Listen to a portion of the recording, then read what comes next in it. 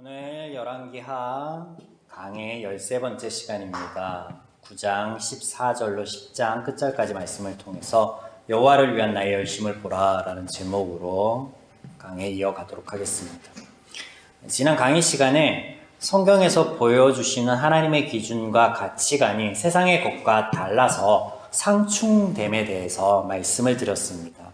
또한 이런 차이를 이해하고 성경을 해석해야 됨을 말씀드렸습니다. 오늘 본문의 말씀은 그 연장선이라고 해도 되겠습니다. 본문 열왕기하 9장에서 10장을 보시면 무시무시한 사륙의 이야기들을 담고 있습니다. 예후라는 왕이 되어서 28년을 다스리는데 다른 이야기들은 다 제쳐두고 그가 왕이 되는 과정, 그 첫 발걸음에 대해서만 기록하고 있고 그 외에는 기록하고 있지 않는데 그 기록되어진 이야기들이 어마무시하죠. 9장 24절 이스라엘의 왕인 요람을 살해하고 27절 유다의 아하시야 왕을 살해하고 33절에 이스라엘의 이세벨 왕을 살해합니다. 또 10장 7절에서 아합의 왕의 아들 70명을 살해하고 11절에 남아있는 아합의 집에 속한 자들, 귀족들, 신뢰받는 자들, 제사장들까지도 살해하고 14절에는 유다의 아하시야 왕의 형제를 42명 살해합니다. 이어 17절에 사마리아 지역에 남아있는 아합에 속한 자들을 살해하고 25절에 바알의 선지자들까지 살해합니다. 이 엄청난 사륙의 현장의 주인공이 바로 예후입니다. 예후. 역사상 쿠데타가 일어나면 당연히 정적에 대한 수청은요 대대적으로 이루어집니다. 빠짐없이 이루어졌습니다. 그렇다 해도 예후의 경우는 엽기적일 정도로 집요하고 폭넓은 사륙이 이루어짐을 우리가 보게 됩니다. 남과 북왕국의 왕들 그리고 그 왕들의 가족들, 왕에게 속한 자들, 선지자들에 이르기까지 쑥대밭을 만들어 놓습니다. 남왕국이며 북왕국이며 두 왕국을 다 쑥대밭을 만들어 놔요. 이 사륙의 시발점이 하나님께서 그에게 선지생도를 보내 왕으로 삼노라 전한 때부터로 보입니다. 그렇다면 이 모든 사륙의 원인이 모두 하나님께 있는 것일까요? 아니죠. 아닙니다. 아니다라는 것을 지난 강의 시간에 보았죠. 보았습니다. 여로보암의 이야기도 여러분 기억하실 것입니다. 여로보암의 이야기. 하나님께서 그를 위하여 이스라엘을 찢으시고 남과 북을 나눈 것이 아니었습니다. 그에게 마음에 있는 악한 계획들을 모두 이루라라고 말씀하신 것 또한 아니었습니다. 다만 죄의 결과들로 일어날 일들이었고 또 죄의 선택으로 이루어질 일들, 그 당연한 수순을 밟았을 뿐이라 말씀드렸습니다. 기억하시죠? 또한 제가 이런 말씀을 드렸습니다. 그 참담한 죄의 역사 가운데 일하실 분, 은혜를 베푸시고 치료하시고 회복하여 주실 분이 하나님이시다. 그래서 하나님께서는 당신께서 하실 이 일을 계시하는 방식으로 말씀에, 성경에 등장하시는 것이다 라고 말씀드렸습니다. 이것이 말씀을 읽는 우리로 하여금 하나님에 대한 온전한 이해가 없다면 오해하기 쉽고 다른 방향으로 해석하기 아주 쉽게 되어 있습니다.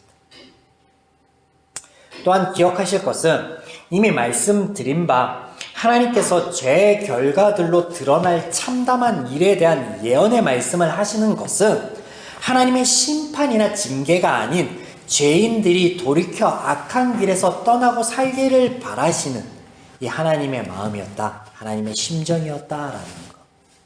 오늘 마찬가지입니다. 이 본문의 말씀을 나누는데 이것을 염두에 두어야 됩니다. 오늘 예후의 이야기 속에서도 이 하나님이 발견될 것이기 때문입니다. 지금 이스라엘은 전쟁 중입니다. 북왕국의 요람 왕과 남왕국의 요람의 조카인 아하시야 왕이 연합군을 형성하여 아람과 대치하고 있는 상황입니다. 그런데 그 상황이 매우 좋지 않습니다. 첫 번째 격돌에서 전쟁 중에 요람이 부상을 당하고 이것을 치유하기 위해 가까운 성읍 이스라엘에 와 있습니다.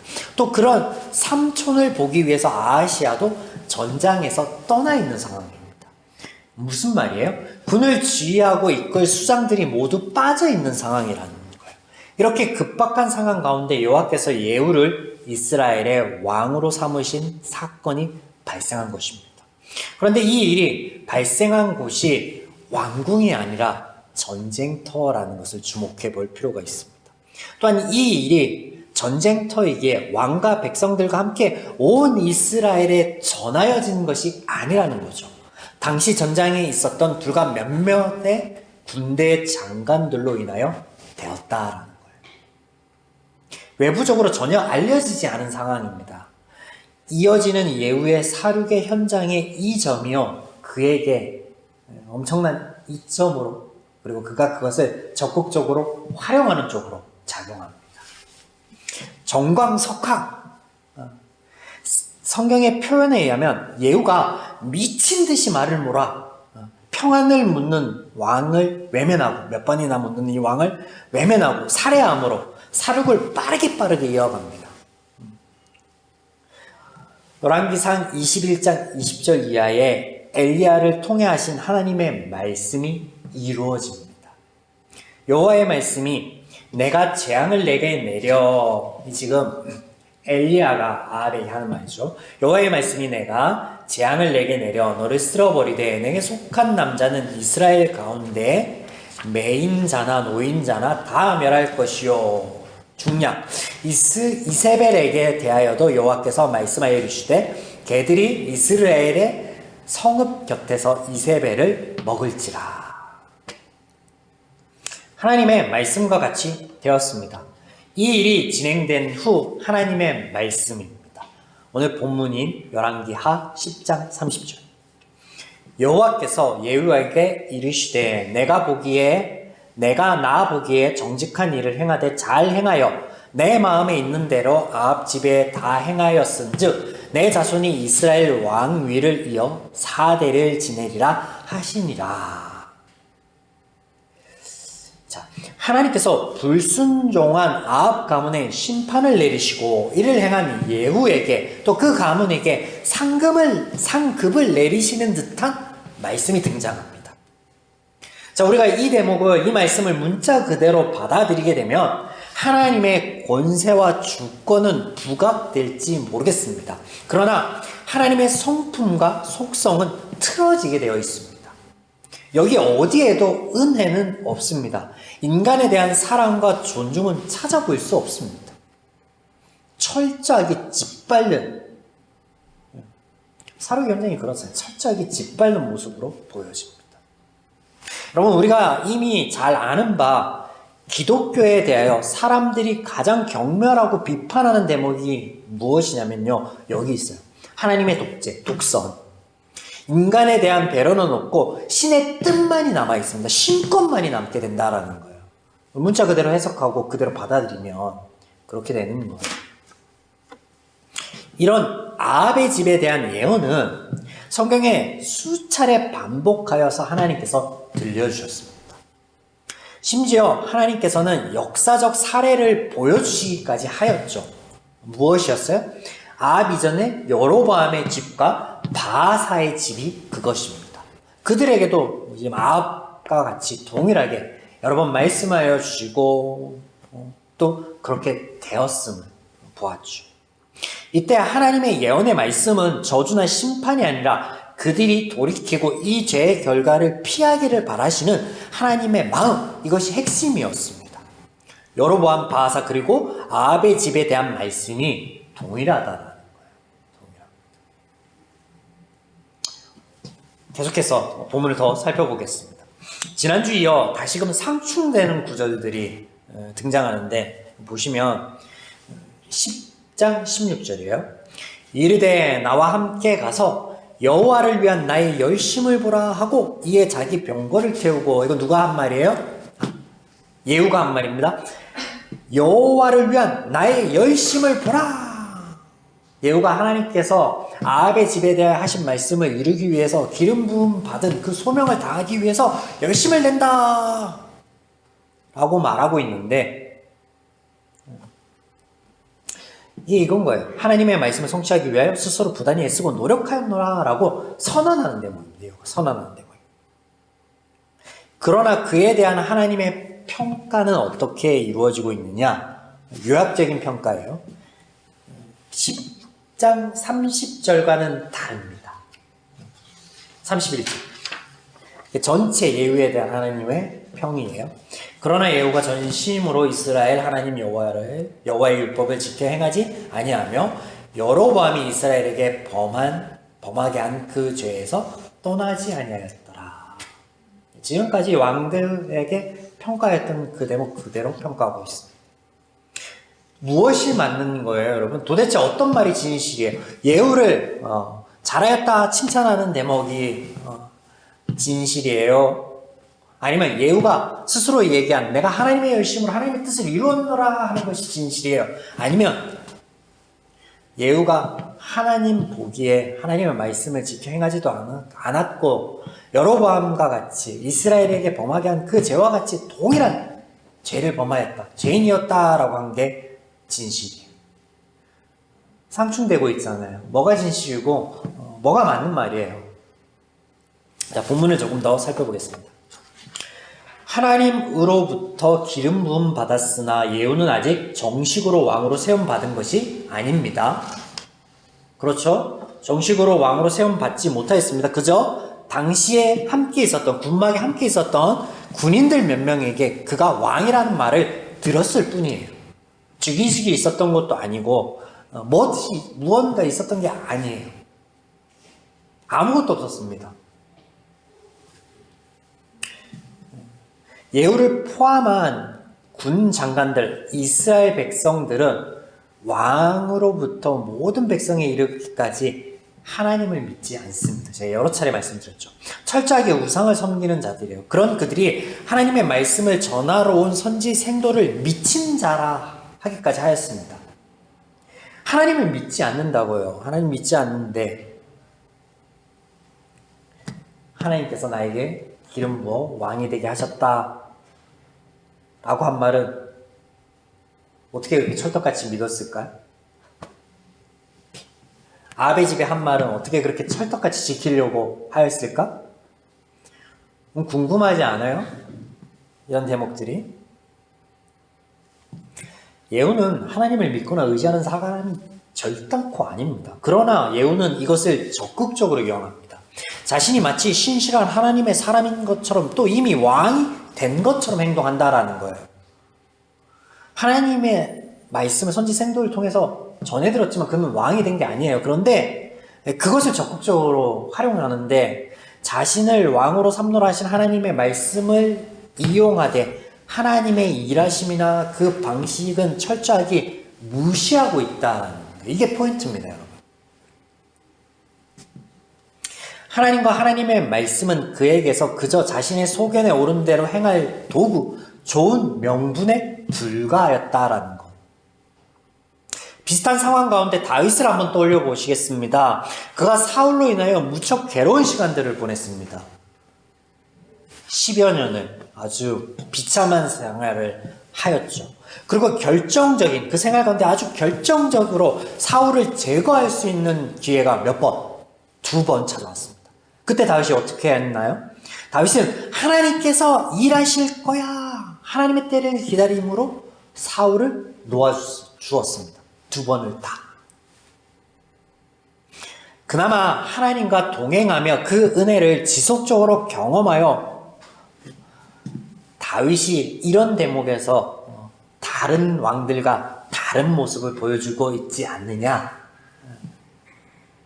네, 하나님을 믿는 자, 하나님의 마음과 원리를 품은 자라면, 예후가 그런 자라면 다윗과 같은 모습을 지금 보여야 했습니다.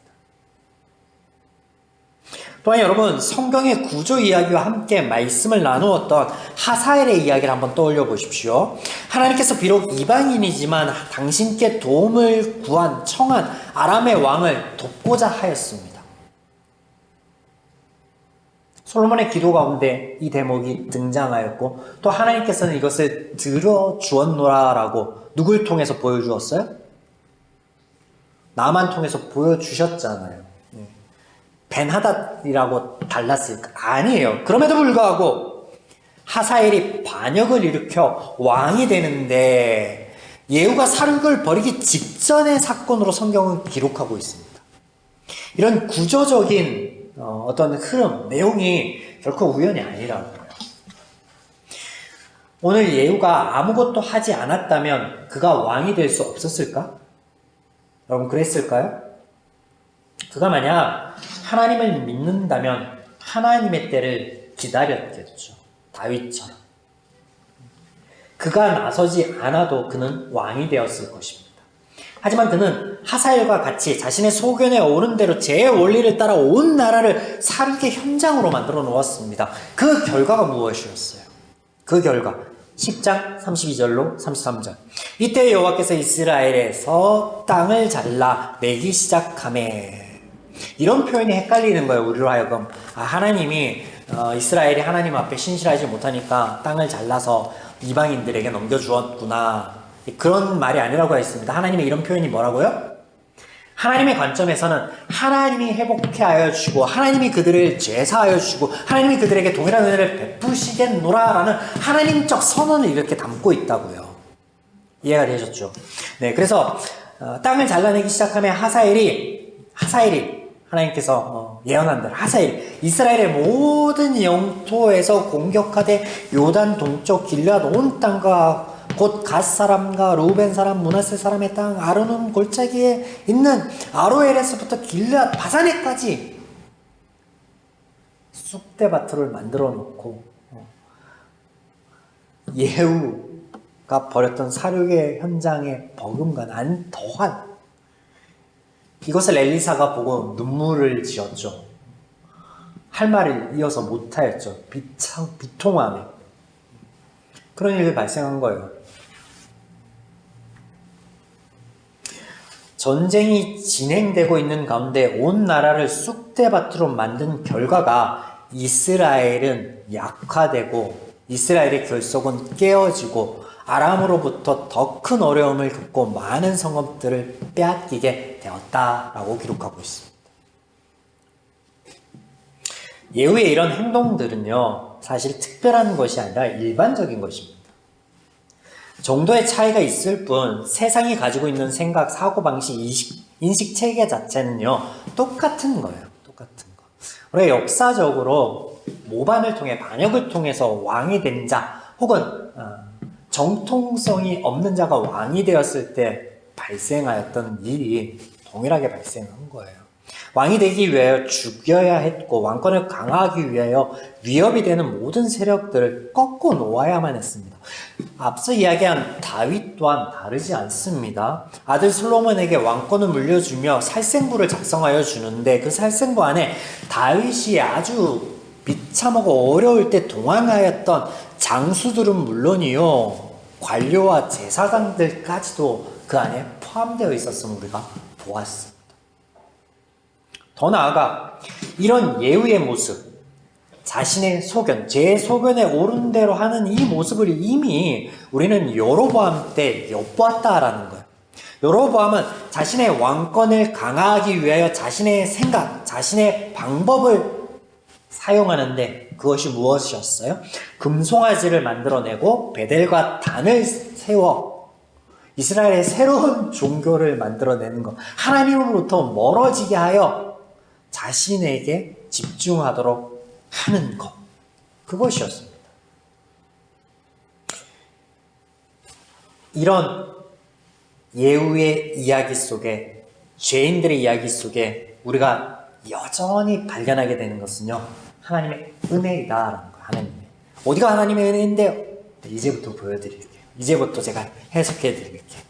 하나님께서는 아합의 집을 심판하시기 위하여 예후를 왕으로 삼으신 것이 결코 아닙니다. 그는 단지 죄인에게 죄적 사고방식 안에서 자신의 소견에 오른 대로 행하였을 뿐이고 그 행함에 하나님의 말씀과 하나님을 이용하였습니다. 좋은 명분으로 내세웠습니다. 하나님께서는 이 일이 이미 여러 차례 이루어질 것에 대해서 말씀하심으로 이스라엘 중에 이런 일이 발생하지 않기를 하나님은 바라셨습니다. 그러나 죄인들은 그런 하나님의 마음을 받아들이고 그 뜻을 받아들여 돌이키지 못할 존재였죠. 하나님께서는 이런 엄청난 사륙을 펼친 예후이지만 여로보암에게 그러했듯 또 바하사와 아합의 집에 그러했듯 예후와 그의 집에도 동일한 은혜로 베푸시고 보호하여 주십니다. 이게 무슨 말일까요, 여러분? 자, 보세요. 예후가 많은 피 흘림으로 그가 이스라엘의 모든 백성들을 죽이지 않는 한 그를 반하고 그가 사륙 현장을 펼쳤을 때 그에 대해서 피해 보복을 하지 않을 이유는 없습니다. 역사상 한번 생각해 보세요. 피해 군주들 영국의 메리 여왕이나 있잖아요. 우리나라 조선시대에도 있었는데 오래 가지 못합니다. 그 왕권이. 근데 예후는요, 하나님이 보장해 주시는데 예후는 28년을 왕 노릇하고 그 뒤로 4대까지 이어지도록 하나님이 보장해 주세요. 근데 이게 여로보암 때도 있었고요, 아합 때도 있었고요, 바하사 집 때도 있었어요. 그 당시 그들에게 그냥 바로 직격탄을 내서 그들을 막 치시고 하나님 징계하고 심판하신 적이 없으시니까 그들에게 너희 때에 일어나지 않고 너희 집이 망하는 것이 너희 다음 세대, 너희 아들들의 세대에 일어날 거야 라고 말하심으로 돌이키기를 바라셨던 것처럼, 근데 그 자체가 은혜인 거예요. 그들을 보호하신 거잖아요. 근데 동일하게 예후에게도 그렇게 하여 주셨잖아요. 30절 다시 보겠습니다. 10장 30절 뭐라고 하세요? 하나님, 여호와께서 예후에게 이르시되 내가 나 보기에 정직한 일을 행하되 잘하여 내 마음에 있는 대로 아합의 집에 다 행하였은즉, 이게 잘하였다 칭찬하는 게 아니에요. 그런 대목이 아니라 내 자손이 이스라엘 왕위를 이어 4대를 지내리라 하시니라. 무슨 말이야? 아합 집처럼 바하사 집처럼 여로보암의 집처럼 그렇게 되지 않기를 바란다 라고 하셨는데 31절 그러나 예후가 전심으로 이스라엘 하나님 여호와의 율법을 지켜 행하지 아니하면, 예후는 똑같이 죄인이게 하나님의 뜻을, 하나님의 마음을 받아들이지 않죠. 여로보암이 이스라엘에게 범하게 한 그 죄에서 떠나지 아니하였더라. 처음부터 시작부터 끝까지 그의 28년 왕정 기간 동안에 그렇게 동일하였다라고 기록하고 있습니다. 더불어서 나라가 약화되었잖아요. 이방민족 아람으로부터 큰 침공을 당했습니다. 근데 예후가 멀쩡하네? 멀쩡하잖아요. 나라의 대부분이 빼앗기고 파괴되고 난리가 났는데 예후는 멀쩡해. 아니, 이스라엘을 쑥대밭을 만들고 이스라엘을 완전히 장악했는데 아람이, 그 왕은 내비두네? 하사엘이 그런 인물이 아닙니다. 왕이 되기 위해서 자신이 그간에 계속 섬겼던 왕을 그냥 망설이지 않고 죽여버리는 인물이었어요. 예후를 보세요. 예후도 그가 왕이 되어서 왕권을 유지하기 위해서 펼쳤던 그 사륙의 현장. 그런데 정작 예후는 말짱합니다. 말짱해. 왜? 하나님이 지켜주시겠노라 하였거든요. 그 지켜주심이 그가 잘했기 때문이 아니라 동일한 은혜, 지금까지 보여주셨던 것처럼 돌이키기를 원한다. 네가 깨닫기를 원한다. 오늘 이 말씀 통해서 하나님이 동일한 하나님의 은혜의 모습을 계시하여 주시는 거예요. 당시의 죄인들에게, 이스라엘에게, 또한 이거를 읽는 우리들에게도. 그래서 하나님적 시각으로 우리가 충돌이 일어나는 것이 아니라 해석해내야죠. 사랑하는 여러분, 하나님은 한 개인을 높이거나 낮추시는 일을 하시는 게 아니에요. 하나님의 역사는 그런 것에 있지 않습니다. 또한 한 나라를 강하게 하거나 약하게 만드는 것도 하나님의 일이 아니에요. 하나님의 일하심의 목적은 늘 그러하듯 인간의 행복에 있습니다. 이를 위하여 하나님은 알아가도록 하나님의 마음과 원리를 배우도록 계시하여 주시는 거예요. 그러니까 말씀 안에서 우리의 삶 가운데서도요, 이 하나님을 경험하고 누리는 저와 여러분들 주님을 간절히 축원드립니다. 또 하나 더, 우리가 부활주의, 지난주 부활주의를 드렸는데요. 부활의 능력, 부활의 은혜가 뭐예요? 우리는 부족하고 우리는 연약하지만 하나님께서는요, 우리의 그 부족하고 연약함들, 우리가 지금 이후에 지을 죄, 이전에 지은 죄까지도 다 기억하지 않고 다 용서하였노라. 그것은 무슨 말이냐면요, 우리는요, 늘 우리 안에서 죄의 법과 하나님의 법이 싸워서 충동질해서 넘어질 수도 있고, 때로는 하나님 보시기에 악한 길을 선택하고 갈 수도 있어요. 하지만 그럼에도 불구하고 다시 일어나서 하나님께 돌이키면 하나님이 동일한 은혜로 함께 하십니다. 그래서 오뚜기처럼 넘어지나 다시 일어나 갈 수 있는 것, 이게 부활의 은혜, 부활의 능력인데 무슨 누릴 수 있다는 거예요. 이때 기억할 것은요, 예우 봐요. 하나님의 마음과 하나님의 뜻은 모른 채 자신은 열심히 하나님을 위해서 내가 지금 일하고 있다라고, 물론 예우는 이것을 이용했지만 우리가 신앙생활하면서 이런 모습을 보일 수도 있거든요. 내가 하나님의 말씀 안에서 하나님의 마음대로 하나님의 마음을 감동케 하기 위해서, 하나님께 영광을 돌리기 위해서 내가 아주 부단히 열심히 노력하고 애쓰고 있습니다, 하나님. 근데 정작 말씀에서는 하나님이 그렇게 하라고 하신 적이 없어. 말씀에서는 하나님께서 그렇게 우리에게 헌신과 어떤 신앙의 모습을 강요한 적이 없는데, 그렇게 하고 난 다음에 하나님, 제가 이렇게 하나님 앞에 열심을 내었는데 왜 저에게 이런 시련이 오게 하시나요? 이런 모습들을 많이 보죠. 많이 보죠. 생각해 볼 것 같아요. 나는 지금 하나님의 말씀을 옳게 보고 그 말씀을 우리 삶 가운데 바르게 적용하고 있나?